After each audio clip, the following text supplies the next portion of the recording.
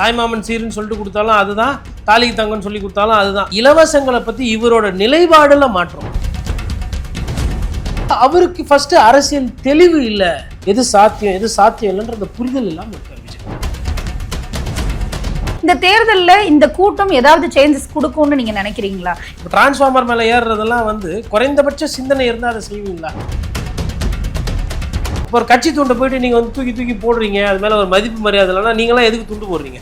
நான் வந்துட்டா மொத்தமா இதுக்கு பாதுகாப்பு மாறிடும். கரூர் சம்பவம், மோடியா மீட்டிங் போட சொன்னாரு கரூர்ல.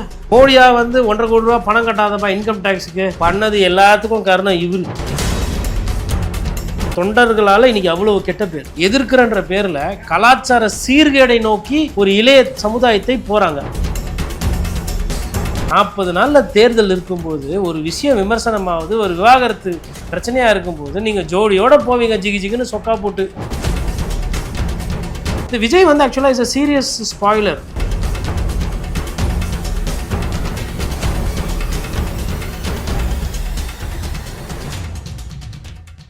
சார் வணக்கம் சார். நேயர்களுக்கு அன்பு வணக்கம். இத்தனை வருஷ அரசியல் இதுல திட்டங்கள் அறிவிக்கிறது, இந்த மாதிரி பண்ண போறோம், தேர்தல் அறிக்கையில கொடுக்கறதுன்றது நடந்துட்டு இருக்கு. அதுல கொஞ்சம் தான் நிறைவேற்றுறாங்க, நிறைய நிறைவேற்றப்படலை. இப்போ புதுசா இப்போ தாவேக்கா என்ன சொல்றாங்க அப்படின்னா, எங்களுக்கு இலவசங்கள் வேணாம், நான் மக்களை ஊழல்ல இருந்து காப்பாற்ற போறேன் இப்படியெல்லாம் சொல்லிட்டு அவர் அடிக்கிறதுக்கு திட்டங்கள் இருக்குல்ல, அதுல ரொம்ப குறிப்பிடுற விஷயம் என்ன அப்படின்னா, அண்ணன் சீர் கொடுக்குற திட்டம்னு ஒன்று கொடுக்குறாரு, அன்னபூர்ணின்னு ஒன்று கொடுக்குறாரு, அதுக்கப்புறம் தாய்மாமன் சீர். இது திட்டத்தில் இது எப்படி பார்க்கலாம் அப்படின்னு ஒன்று இருக்குல்ல, புரிதல் இல்லாமல் இருக்கிறாருன்றதை தாண்டி என்ன நோக்கத்தோடு அவர் இதை சொல்றாருன்ற ஒரு கேள்வி வருது இல்லை, அதை எப்படி பார்க்கலாம்? இந்த மோர் மார்க்கெட்டு நம்ம வீடு பக்கத்துலேயே இருக்குங்க. அங்கே இந்த பெட்ஸ் எல்லாம் வைப்பாங்க. நீங்கள் மோர் மார்க்கெட்டில் போய்ட்டு ஒரு கிளி வாங்கிட்டு வச்சிங்கன்னா, அந்த கிளிக்கு வாங்கிட்டு வந்தோடனே பேர் வைப்பீங்க. அதுக்கு சோறு வைக்கலன்னா கிளி செத்து போயிடும். ஓகேங்களா? அப்போ அந்த கடைக்காரர்கிட்ட போய் செத்து போச்சுன்னா அவங்க கேட்பாங்க, கிளிக்கு பேர் வச்சே சோறு வச்சேன்னு கேட்பாங்க. அந்த மாதிரி விஜய் அவர்கள் பேர் வச்சிருக்காரு. இப்போ இதெல்லாம் பேர் தான். இப்போ தாலிக்கு தங்கன்றது ஒரு திட்டம் இருக்குது. அதை நான் அம்மையார் ஜெயலலிதா வழியில் நான் பண்ணணும்னு நினைக்கிறேன், நான் அதை தொடருவேன்னு சொல்லிட்டு கூட போகலாம். ஆனால் அதை விட எக்ஸ்ட்ராவாக ஒன்று செய்கிறேன்னு சொல்லிட்டு நிதி சுமையை அதிகமாக ஏற்றுறாரு. சரி, அது கொடுக்கட்டும், ஒன்றும் தப்பு கிடையாது. தாய்மாமன் சீருன்னு சொல்லிட்டு கொடுத்தாலும் அதுதான், தாலிக்கு தங்கன்னு சொல்லி கொடுத்தாலும் அதுதான். அதனால் அதில் எனக்கு மாற்றுக்கிறது கிடையாது. பட் என்னன்னா, இலவசங்களை பற்றி இவரோட நிலைப்பாடுல மாற்றம். அப்போ நிலையற்ற தன்மையில் விஜய் இருக்கார். ஒரு காலத்தில் இவர் தான் என்ன சொன்னார்னா, லஞ்சம் ஊழல் இதுக்கு மாதிரியே இங்கே இலவசம் இருக்குது, தவறானவங்க கிட்ட போகுதுன்னு சொல்கிறாரு. ஆனால் அப்படி சொல்லிட்டு உஷாராக புத்திசாலித்தனமாக ஒரு விஷயத்த என்ன சொல்கிறாருன்னா, நாங்கள் இந்த தகுதியெல்லாம் வைக்க மாட்டோன்றாரு. அப்போது ஏழை பாழை பணக்காரர்கள் செல்வந்தர்கள் எல்லாருக்கும் போகும் அப்படின்னு நான் புரிஞ்சுக்கிறேன். அப்போது அவருக்கு ஃபஸ்ட்டு அரசியல் தெளிவு இல்லை, ஒரு நிலையான அரசியல் எது யதார்த்தம், எதை செய்ய முடியும், எது சாத்தியம் இல்லைன்ற புரிதல் இல்லாமல் இருக்கார் விஜய். புரிதல் இல்லாமல் இருக்காருன்னு தெரியுது. ஒவ்வொரு மேடைகள்லையும் அவர் பேசுறது விமர்சனத்துக்குள்ளாயிட்டே இருக்கு. நான் அவர் பின்னாடி இப்போ இந்த கூட்டம் இருக்கு இல்லையா, அந்த கூட்டத்தை தொடர்ச்சியாக நீங்களும் விமர்சனம் பண்ணிக்கிட்டு இருக்கீங்க. அந்த கூட்டம் எப்படி செயல்படுது, ஏன் ஒருங்கிணைக்கப்படலை, ஒழுங்குபடுத்தப்படலை அப்படின்னா, இந்த தேர்தலில் இந்த கூட்டம் ஏதாவது சேஞ்சஸ் கொடுக்கும்னு நீங்கள் நினைக்கிறீங்களா? ஏன்னா நிறைய பேர்கிட்ட அது வருது, கேட்குறவங்களாம் இல்லை 20% 30% அவர்கிட்ட போகும், அதுக்கான சான்சஸ் இருக்குது. பட் முதலமைச்சராகிற அளவுக்கு பண்ண முடியலன்னா கூட சேஞ்சஸ் இருக்குன்றாங்க. இதை எப்படி பார்க்கலாம்? இன்னும் இந்த கட்டமைப்புக்குள்ளே வராத ஒரு பார்ட்டியாக நான் தாவேக்காவை பார்க்குறேன். நீங்கள் எப்படி பார்க்குறீங்க? இல்லைங்க, தாவேக்கா இன்னும் கட்டமைப்புக்குள்ளே வரல. இன்னும் சுருக்கமாக சொல்ல போனால் அது ஒரு கத்துக்குட்டி குழந்தை, 2.5 வருஷம் குழந்தை அது இந்த கட்சி. அது இவங்க என்ன சொல்கிறாங்கன்னா, குழந்தை 2.5 வயசுலேயே அது ஒலிம்பிக் ஓடுன்றாங்க. நான் சொல்கிறேன் 2.5 வயசில் அது தவழும்னு.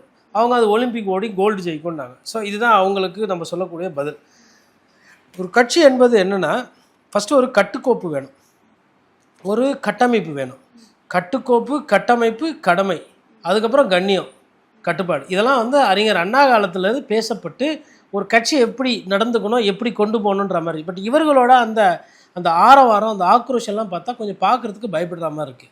ஒரு கட்சி தலைவர் போகும்போது எதிர் ரூட்டில் ஒரு 50 பேர் பஸ்ஸை ஓவர்டேக் பண்ணிவிட்டு பைக்கில் வேகமாக வர்றதெல்லாம் ஒரு சின்ன சாலை விபத்து. இன்றைக்கி ஒரு குழந்தை கோமாவில் போயிட்டாப்ல, அவர் சிக்கலில் இருக்கிறார், அவருக்கு கவலைக்கிடமாக இருக்கிறாருன்றாங்க. 2-3 நாட்கள் ஆச்சு, என்ன குணமாயிட்டாரா இல்லை எப்போ வீடு திரும்புவார் நமக்கு தெரியல. இது ஏதோ ஒரு குழந்தை தானே அப்படின்னு கடந்து போக முடியாது. இது விபத்து அல்ல, இது என்ன சொல்கிறது, தெரியும் இப்படியெல்லாம் நடந்தால் இதெல்லாம் ஆகும்னு. இப்போ டிரான்ஸ்ஃபார்மர் மேலே ஏறுறதெல்லாம் குறைந்தபட்ச சிந்தனை இருந்தால் அதை செய்வீங்களா? ஒரு இடத்துல இவ்வளோ பேர் தான் நிற்கணும்னா அதில் கிரீஸ் தடவி பேரிகேடு மேலே. இப்போ நேற்று திமுக மாநாடு போட்டாங்க. அதே மாதிரி நாம் தமிழர் கட்சியும் மாநாடு போட்டாங்க. 2 பேரும் திருச்சியில் தான் போட்டாங்க. 2மே நல்ல கூட்டம்.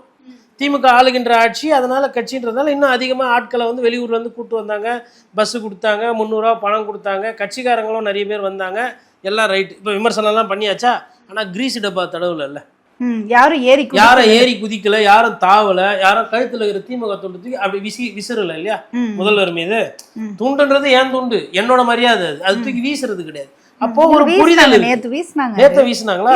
அது காரணம் அப்போ அது ஒரு ரவுண்ட் பண்ணி போட்டாங்க. என்னன்னா தூக்கி வீச அவரும் தட்டி விட்டுட்டு போயிட்டே இருக்காரு, மிதிச்சுட்டு போயிட்டாரு திமுக துண்டை அப்படின்லாம் இப்போ ஒரு விமர்சனத்தை வச்சுட்டு இருக்காங்க. அதுக்கு காரணம் வந்து ஸ்டாலின் சார் கிடையாது, அதுக்கு காரணம் விஜய் சார் தான். ஏன்னா நம்ம நாட்டுல வந்து எதனா ஒருத்தர் ஒண்ணு பண்ணாங்கன்னா அதை பார்த்து பண்ற அந்த தன்மை இருக்கு. விஜய் அவர்கள் அதை ஆரம்பிச்சு வச்சாரு, அது எல்லா கட்சியிலும் பத்திக்கிச்சு. இப்ப திமுக அது பண்ணிருக்க கூடாது. நான் அந்த கட்சியை பார்க்கல, அது உண்மையிலே வெட்கப்பட வேண்டியதுதான். ஏன்னா அறிஞர் அண்ணா வந்து துண்டு எவ்வளவு முக்கியன்றதை பத்தி பேசியிருப்பாரு, வேட்டி எவ்வளவு முக்கியன்றதை பத்தி பேசியிருப்பாரு. இப்போ ஒரு கட்சி துண்டை போயிட்டு நீங்க வந்து தூக்கி போடுறீங்க, அது மேல ஒரு மதிப்பு மரியாதை இல்லைன்னா நீங்களாம் எதுக்கு துண்டு போடுறீங்க? கட்டாதீங்க, அது தேவையில்லாம போடாதீங்க. அது வந்து ஏதோ ஒரு கிடையாது. அப்போ அது ஒரு சைடு முடிஞ்சுதுங்க. இப்போ தாவேக்காவோட நிலைப்பாடு அப்படின்றது என்னன்னா, ஒரு மாவட்டம்னா மாவட்டத்தை ஒரு 2ஆ பிரிப்பாங்க. 85 இல்ல 100 மாவட்ட செயலர் இருப்பாங்க திமுகலையும் அண்ணா திமுக. ஆனா இவங்க அதிகமா வச்சிருக்காங்க. அதுக்கப்புறம் அந்த கீழே ஒன்றிய லெவலில் பார்த்தீங்கன்னா நிறைய இடத்துல பதவிகள் போடாமல் இருக்கு. அந்த கட்டமைப்பு இருக்கு இல்லையா, வட்ட செயலாளர், துணை வட்ட செயலாளர், அமைப்பாளர், இளைஞர் அணி, மாணவர் அணி, மீனவர் அணி, அதெல்லாம் யார் யார் அணியில் இருக்கிறாங்க, என்ன ஏது, அவங்க என்ன பண்ணுறாங்க, எதுவுமே தெரியல. அது இட் டேக் சம் டைம். அதாவது வச்சிருக்கிறாங்க.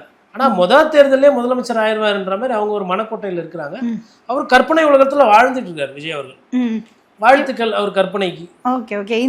இந்த விஷயத்துல ரொம்ப முக்கியமா இன்னொரு விஷயம் என்ன அப்படின்னா, நிறைய விஷயங்கள்ல இன்னைக்கு அரசியல் எதிரியை பேசுறவர் கொள்கை எதிரியை பத்தி பேச மாட்டாரு அப்படின்னு வருது. இன்னைக்கு இப்போ இந்த ஜனநாயகன் இஷ்யூவா இருக்கட்டும், இல்லை இந்த கரூர் விஷயம் சம்பந்தமா இப்போ திரும்ப போய் ஆஜராக போறாங்க, அந்த விஷயமா இருக்கட்டும், இந்த விஷயத்துல எல்லாத்துலயுமே பயங்கரமான மௌனம் விஜய் சைட்ல இருக்கு. அது வெளிப்படையாவே தெரியுது. இன்னொரு பக்கம் பாஜக தான் இந்த மௌனத்தை வந்து பண்ணி வச்சிருக்கு, அவரை சைலண்ட் பண்ணியிருக்கிறது பாஜக தான் அப்படின்னு இருக்கு. அது இல்லைங்க, வெளிப்படையா எப்படி பேசலாம்? நாட்டில் என்னன்னாங்க, பாஜக வந்து ஏதோ மந்திரவாதி மாதிரி ஆகிப்போச்சுங்க, பூச்சிக்கார மாதிரி ஆகிப்போச்சு. யார் எது பண்ணாலும் பாஜகன்றாங்க. விஜய் வந்து நடிகராக இருக்கும்போதே நிறைய பேச மாட்டார். He is a very silo person. அவர் வந்துட்டு எல்லாருக்கிட்டையும் போய் ஓப்பனாக பேசக்கூடிய அந்த தன்மை படைத்தவர் அல்ல. அவர் வந்து தன்னை வந்து ரொம்ப லிமிட்டடாக, குறிப்பாக சொன்னால் நடிகைகளோட பேசிக்கிறதோட கம்மி பண்ணிக்குவாருன்ற மாதிரி தான் அவர் மீது இருக்கக்கூடிய விமர்சனம். அப்படி இருக்கும்போது அவர் போயிட்டு எல்லாருக்கிட்டும் பேசுவார், பழகுவாருன்னு எதிர்பார்க்க. நீங்கள் விஜய் எதனா பெரிய ஃபங்க்ஷன்ஸ் எல்லாம் பார்த்துருக்கீங்களா முன்னாடி? காமனா இல்லை, அவரோட ஆடியோ லான்ச்சஸ்ல பார்த்துருக்கோம். அவரு சம்பந்தமானது அவருக்கு வருவாய் வருவதில் அவர் ஆக்டிவாக இருப்பார். மற்றபடி பொதுமக்கள் பிரச்சனையோ இல்லை ஒரு விஷயத்துக்கு குரல் கொடுத்தோ, இல்லை பிரகாஷ்ராஜ் எடுத்துப்போம். பிரகாஷ்ராஜ் அவர்கள் பார்த்தீங்கன்னா பாரதிய ஜனதா கட்சி எதிர்க்கிறதுல ரொம்ப தீவிரமா இருப்பார். அது பாரதிய ஜனதா கட்சி எதிர்க்கிறத தாண்டி மக்கள் பிரச்சனையை பேசுறத தீவிரமா இருப்பார். ஆனா அவர் வந்து சினிமால வில்லன். இவரு அதே படத்துல ஹீரோ. தனலட்சுமியை கூட்டின்னு வரதுல பாத்தீங்கன்னா அவரு தான் கெட்டவன், ஆனா இவரு நல்லவர் தனலட்சுமி படத்துல, அந்த இது கில்லியில. ஆனா அவரு பாத்தீங்கன்னா நிஜ வாழ்க்கையில அவரு கரெக்டா கேள்விகள் கேட்பார், மக்கள் பிரச்சனை பேசுவார். இவர் வந்து பேசவே மாட்டார். அப்ப இவர் வந்து பொதுவா இவர் பேசுறதை விரும்ப மாட்டார். மக்களுக்காக இவர் பேசுறது, குரல் கொடுக்கறதுன்றது இப்ப கட்சிக்கு வந்ததுக்கு அப்புறம் 4 பேர் கேட்பாங்கன்னு லைட்டா பேசுறாரு. ஒண்ணு. இரண்டாவது, கரூர் சம்பவம். மோடியா மீட்டிங் போட சொன்னாரு கரூர்ல? இல்ல. சரி, மோடியா வந்து 1.5 கோடி ரூபா பணம் கட்டாதப்பா இன்கம் டேக்ஸுக்கு, நான் பார்த்துக்கிறேன்ப்பா, ஏன்னா நீ என்னை வந்து கோயம்புத்தூரில் வந்து பார்த்த அந்த நன்றி கடன் வந்து நான் உனக்கு செய்கிறேன், பாவம் வளர்ந்து வர நடிகை, ஏழைப்பழ, வருமானம் எல்லாம் நீயே கஷ்டப்படுற, 1.5 கோடி கட்டாதான் நான் நிர்மலா சீதாராமன் கிட்ட மேடம் கிட்ட நான் சொல்லிக்கிறேன், அமைச்சர்கிட்ட, உனக்கு நோட்டீஸ்லாம் வரமாட்டேன். எதாவது மோடி சொல்லி அமிச்சாரா? இல்லை. சரி, கார் வாங்கினப்போ, அப்போ அது வந்து காங்கிரஸ் ஆட்சி காலம்னு நினைக்கிறேன், ரோல்ஸ் ராய்ஸ் காரோ இல்லை அதுக்கு முன்னாடி வாங்கினப்போ அவங்க யாருன்னா மத்திய அமைச்சரவையிலேருந்து நீங்கள் வரி கட்டாதீங்க, வரி ஏய்ப்பு பண்ணுங்க, கருப்பு பணம் வீட்டுக்கு நல்லது, நாட்டுக்கு எப்படி போனால் என்ன அப்படின்னு யாருன்னா சொன்னாங்களா? சரி, சங்கீதா அவர்களோட நீங்கள் வந்து இந்த மாதிரி டிவோர்ஸ் பண்ணிக்கோங்க அப்படின்னு சொல்லிட்டு எதிர்கட்சி தலைவர் எடப்பாடி பழனிசாமியோ இல்லை ஸ்டாலின் அவர்களோ ஏன்னா புறா விட்டு தூது விட்டாங்களா? விஜய் வருகையால் எங்கள் கட்சிக்கு பிரச்சனை, நாங்கள் வந்து எங்களை கேள்வி கேட்பாரு, அதனால் திமுக அண்ணா திமுக அது ஆபத்து தாவேக்கா, அதனால் நீங்கள் வந்து சகோதரி வந்து அவருக்கு டிவோர்ஸ் நோட்டீஸ் அப்ளை பண்ணி அவரை மாண்பு கெடுங்கன்னு அப்படி யாருன்னா புறா விட்டு தூது விட்டாங்களா? பண்ணது எல்லாத்துக்கும் காரணம் இவர். சொந்த தொண்டர்களால இன்னைக்கு அவ்வளவு கெட்ட பேர்.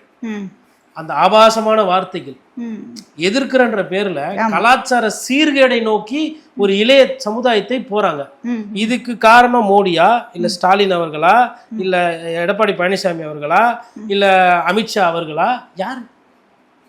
யாருமே கிடையாது. இதற்கு காரணம் முழுக்க முழுக்க இவரு பண்ண வேண்டியதெல்லாம் பண்ணிட்டாரு.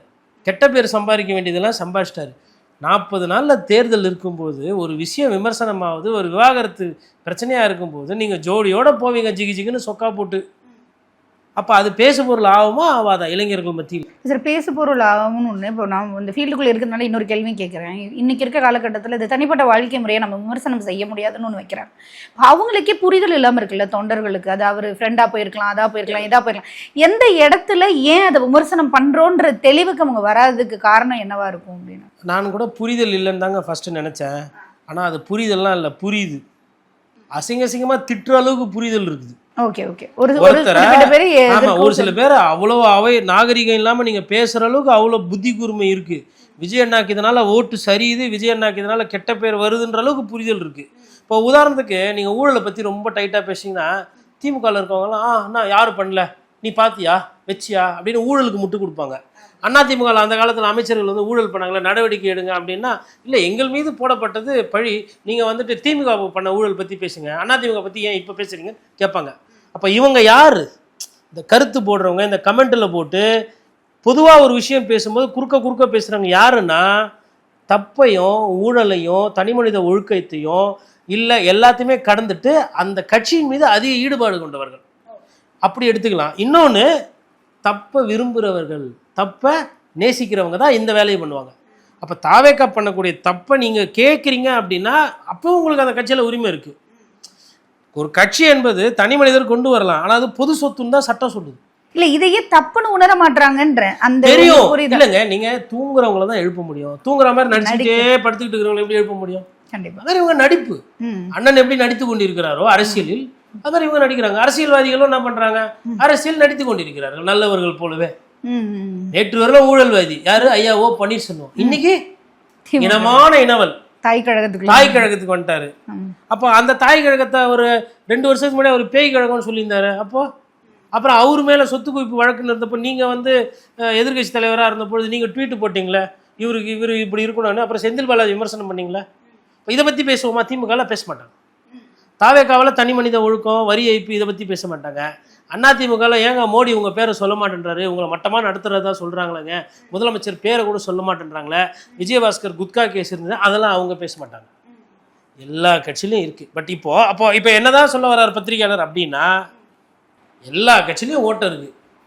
இந்த காரணத்தினால என்ன பண்ணியிருக்காங்கன்னா, கடந்த காலத்தில் தமிழக வாக்காளர்கள் 5 வருஷம் உனக்கு சான்ஸ் போ, அடுத்த 5 வருஷம் உனக்கு சான்ஸ், அப்புறம் 5 வருஷம் மாறி போட்டுரும். அப்போ ஒரு கட்சியை முழுசாலாம் ஏத்துக்கல ஜனங்க. நீங்க சொல்றீங்களே தேனாரும் பாலாரும் ஓடுது 2.0 டிராவிடியன் மாடல், அப்படிலாம் கிடையாது. இதை விட நிறைய நல்ல மாடலா ஜனங்க தோக்கடிச்சிருக்காங்க. அதுல இப்போ சிக்கல், நடைமுறை சிக்கல் இப்போ அதிகமா எது இருக்குன்னா சட்டம் ஒழுங்கு பிரச்சனை. ஒரு 60-50 வயசு இருக்கிற மூதாட்டியை கூட பாலியல் சீண்டல் பண்றானுங்க அப்படின்னா இவங்களை என்ன பண்றது? 2 வயசு குழந்தைய பண்றாங்களே, திமுக பிரமுகர் தானே பண்ணியிருக்காரு. இப்போ இதெல்லாம் வந்து ஒரு என்ன நமக்கு காட்டுது? இதை பற்றி யாருமே அந்த கட்சியில் இருக்கிறவங்களே வந்து ஒரு கருத்து சொல்லி நாங்கள் இந்த நடவடிக்கைலாம் இதெல்லாம் எடுத்திருக்கோம், இந்த மாதிரி இருந்தால் நிரந்தரமாக கட்சி விட்டு நீக்கி இமீடியட்டாக வந்து இதை தான் பண்ணுவோம். அதாவது இந்த பின்னணியில் இருக்கிறவங்க மாட்டுறாங்க இல்லைங்களா, அரசியல் பின்னணியில் இருக்கவங்க, இவங்கெல்லாம் ஏன் பாத்ரூமில் வழுக்கி விழ மாட்டேன்றாங்க? குட் சைடில் இருக்கிறவன், இல்லை ஒரு ஆட்டோவில் போகிறவன், இல்லை பைக்கில் போகிறவன் ஏதோ பண்ணுறான், மாட்டிக்கிறான், தர்மடி கொடுக்குறாங்க ஜனங்க, மாட்டினா 100 விழுக்காடு கரெக்டு. இந்த மாதிரி தர்மடி கொடுக்கும்போது இந்த மாதிரி விஷயத்தில் போய் வழக்கு பதிவு பண்ணுறது காவல்துறை, அதாவது நீங்கள்லாம் சரியில்லாதனால தான் பொதுமக்கள் கோபத்தில் அடிக்கிறாங்க. பெண்கள் பாதுகாப்பு என்பது 100 விழுக்காடு உறுதி செய்யணும். அதை உறுதி செய்யலைன்னா நீங்களாம் ஆள்றதுக்கு சரியான ஆளான்றது பார்க்குற பெண்களுக்கு நான் சமர்ப்பணம் பண்ணுறேன். ஆனால் அதே நேரத்தில் வந்து பழகிட்டு அதுக்கப்புறம் குற்றம் சாட்டி விட்டு அது பாலியல் சீண்டல் சொல்லக்கூடிய அந்த தன்மை இருக்கிறது. அதற்கு சரி செய்யறதுக்கு வழக்கறிஞர்களுக்கான கோர்ட் இருக்கு பார்த்தோம். ஆனால் ஒரு குழந்தையோ ஒரு மூதாட்டியோ கொலை செய்து செய்கிறது, இல்லை தன்னோட இச்சைக்காக அவங்கள கஷ்டப்படுத்துறது அப்படின்னும் போது அதெல்லாம் 0 டாலரன்ஸ் இருக்கும். அப்போ நான் என்ன கேட்குறேன்னா, இவ்வளோ வரியை கொடுத்து இந்த காவல்துறைக்கு தானே அவ்வளோ பணம் போகுது. அப்போ என்ன பண்ணுறீங்க? சரி, இவர் இப்படி, இன்னொருத்தர் தாவேக்கா அவர் சொல்கிறாரு பாடி கேமரா கொடுப்பேன். பாடி கேம் அதுவும் இல்லாமல் வந்து பேனிக் பட்டன்னு ஒன்று வந்து எல்லா வாகனங்கள்லையும், அது தனியார் வாகனமாக இருந்தாலும் அது கொடுப்போம், அடுத்த 5வது நிமிஷம் வந்து இன்ஃபர்மேஷன் வந்துடும், உடனே வந்து எல்லாம் இங்கே பிரச்சனை ப்ராக்டிக்கலாக. என்னன்னு தெரியாமல் அமெரிக்காவில் வந்து ஃபயர் வருதுன்னா ஹெலிகாப்டரில் போய் காட்டில் தீயை அணைக்கக்கூடிய சக்தி படைத்தவங்க அவங்க. அவங்களாலேயே காட்டு தீயும் அணைச்சிக்க முடியல. இந்த பேனிக் பட்டன்லாம் இந்த பெண்கள் பாதுகாப்பு வைக்கல. பெண்கள் பாதுகாப்பில் நீங்கள் என்ன பண்ணணும்னா, சவுதி துபாயிலெல்லாம் பண்ணுவாங்க இல்லைங்களா, அந்த மாதிரி எதனா பண்ணிங்கன்னா கொஞ்சம் குறையும். பண்ணனா ஆகிடும், ஐயோ உயிரா தண்டனையா இல்லை இந்த தப்பா அப்படின்னா எனக்கு உயிர் தான் முக்கியன்ற அந்த ஒரு புரிதல் வரும். இந்த தேர்தல் என்ன தேர்தல் அறிக்கையில் கொடுக்க போறாரு அப்படின்ற எதிர்பார்ப்புக்கு மத்தியில் இப்போ ஒன்று ரிலீஸ் பண்ணியிருக்காரு, அடுத்து ஒன்று சொல்லுவார் அப்படின்னு எதிர்பார்க்குறோம். அடுத்தடுத்த கூட்டங்கள் போட போகிறோம், அடுத்ததை திருச்சியில் இறங்க போகிறோம் அப்படின்லாம் பேசிகிட்டு இருக்காங்க. திருச்சியில் இறங்க போகிறாங்களா தாவ போகிறாங்களா? எப்படி உங்கள் பார்வையில் தாவ போகிறாங்க, என் பார்வையில் இறங்க போகிறாங்கன்னு தான் சொல்லணும், வேறு வழி இல்லை. இப்போ அந்த தாவேக்காவோட அடுத்த கட்ட நடவடிக்கை வந்து அந்த கட்சிக்கு எங்கேயாவது ஒரு இடத்துல பாசிட்டிவ் நோக்கமாக போகுமா, அது ஒன்று. ரெண்டாவது இன்னொரு விஷயம் என்னென்னா, விஜயனுடைய இந்த தனிப்பட்ட வாழ்க்கையோட செயல்பாடுகள் வந்து ஒரு மிகப்பெரிய புல் டவுனாக ஆயிருக்கா? ஏன்னா அவர் வந்து சங்கீதா அவர்களினுடைய ஸ்டேட்மெண்ட்டில் வந்து தனிப்பட்ட முறையில் பயங்கரமான மன அழுத்தம் இருந்தது, ஃபிசிக்கல் மென்டல் டார்ச்சர்ஸ் இருந்தது அப்படின்றத மென்ஷன் பண்ணியிருக்க நேரத்தில் இப்படி அந்த நடிகையோடு வந்திருக்குது அப்படின்றது ஒட்டுமொத்தமாக வந்து ஒரு கொலாப்ஸாக இருந்தாலும் அது வந்து ஒரு கெத்தாக வந்து ஒர்த்து இல்லை, அதை நான் பார்த்துக்கிறேன் அப்படின்ற பேச்செல்லாம் பண்ணுறாரு. கரூர் சம்பவத்திலையும் குற்ற உணர்வு இல்லை, மற்ற அடுத்தடுத்து நடந்த இன்சிடென்ட்லேயும் குற்ற உணர்வு இல்லை. இந்த மாதிரியான விஷயத்தை பொதுத்தளத்தில் விமர்சிக்கும் போது எப்படி வந்து தொண்டர்களுக்கு கடத்துறோன்றதுலையும் இல்லை. பட் இது எல்லாமே புல் டவுன் ஆகுமா, இல்லை பலமாக வந்து நிற்குமா, இல்லை சப்போர்ட்டர்ஸ் எப்படி ரியாக்ட் பண்ணுவாங்க, மற்ற கட்சிகள் தாவேக்காவை எப்படி பார்ப்பாங்க அப்படின்றதோட இதை வந்து நாட்களை வச்சு பார்க்கலாம். இப்போ கிட்டத்தட்ட நம்ம 10ஆம் தேதியில் இருக்கோம். இவங்களுக்கு மே 10க்குள்ளே இந்த தேர்தல் என்பது முடிந்துவிடும். அப்போ மார்ச்சில் 20 நாள் இருக்குது, மேலே ஒரு 10 நாள், ஏப்ரலில் ஒரு 30 நாள், 60 நாள் இந்த பேசுபொருள் இருக்கும். எதுலேயும் அந்த மேக்கு முன்னாடியே ஏப்ரலில் எண்ட்லேயே வந்துடும் தேர்தல். அப்போ பார்த்தீங்கன்னா அந்த எண்றது ஒரு 10 நாள் கழிச்சுன்னா 50 நாள் தான் கரெக்டாக. இந்த 50 நாளில் வந்து விஜய் அவர்கள் சம்பந்தமான பேசுபொருள் இருக்கும். எந்த ஒரு நடிகர் நடிகையை பற்றி எப்பயுமே சர்ச்சை வந்து அதிகமாக பேசப்படும். அவங்க நல்லதுவே செஞ்சாலும் நல்லதை விட சர்ச்சை தான் பேசப்படும். இன்னொன்று சுருக்கமாக சொல்லணும்னா, நல்ல செய்தியை விட கெட்ட செய்தி தான் வேகமாக போகும். அப்படி இருக்கும்போது கெட்ட செய்தியை வந்து அவரே உற்பத்தி பண்ணி வெளில விடுறார். இப்போது த்ரிஷா அவர்களோட நீங்கள் நட்பு பாராட்டுறீங்க, பழகிறீங்க, அவங்க ஒரு காரில் நீங்கள் ஒரு காரில் போயிருந்தால் பிரச்சனை இல்லை. பார்த்த இடத்துல வாங்க த்ரிஷா நல்லா இருக்கீங்களா, குந்தவி படத்தில் அப்போ அந்த படத்தில் பார்த்தது அதுக்கப்புறம் இப்போ தான் பார்க்குறேன் அப்படியே ஒரு டைலாக் கூட விட்டு போகலாம். ஆனால் என்ன போட்டிருக்காங்கன்னா, வேறு காரில் போனால் செலவாகும்னு சொல்லிட்டு விஜய் அண்ணா வந்து த்ரிஷா காரில் ஏறி போனார். இப்படி ஒருத்தர், இது ஒரு கருத்தாக, இது ஒரு விளக்கமாக கொடுக்குறாங்க. அப்போ அந்த தனி மனித வாழ்க்கையை வந்து பொதுவெளியில் வந்துட்டு நீங்கள் எப்படி கேரி பண்ணுறீங்கன்றது ரொம்ப முக்கியம்.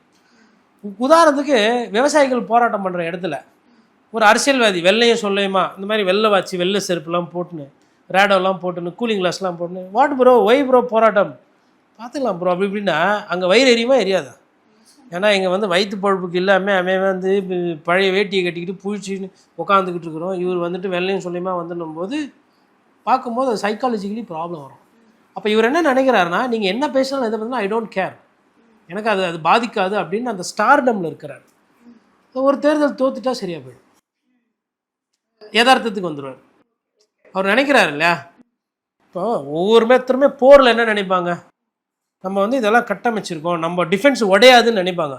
டிஃபென்ஸ் உடஞ்ச உடனே ஆஹா இந்த சார்பேட்டா பரம்பத்தில் டான்ஸிங் ரோஸ் என்ன பண்ணுவாப்புல, சண்டை செய்யாமல் டான்ஸ் ஆடி வைப்பு பண்ணிருப்பாப்புல. அப்புறம் 4 அடி அடிச்சிட்ட உடனே ரோஸ் என்ன பண்ணுவாப்புல, பெல்ட் அடிப்பாப்புல, ரிங்கில் போய் இப்படிலாம் பண்ணிருப்பாப்புல. அப்புறமா என்ன ஆகும், ஒரு லெஃப்ட்டு கரெக்டாக பஞ்சு உள்ளே வந்து உங்களை இங்கே மாட்டோன்னே என்ன ஆச்சுன்னே தெரில, குழந்தைங்கன்னு ஊந்துட்டேன்.